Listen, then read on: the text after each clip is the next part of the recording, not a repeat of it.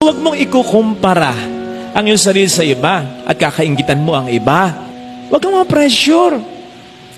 If you just concentrate on your own face, not on the face of others, makikita mo pwedeng parang nauna sila, pero makikita mo rin kung tututukan mo lang talaga. Ito yung sinasabi ko, na yung blessing ng iba, huwag kang magpapanik, huwag kang mag-aalala. Kasi may blessing ka rin, maniwala ka. Hindi nakababawas at lalo tigit, hindi nakakaalis ng blessing mo yung pagkapala na natatanggap ng iba.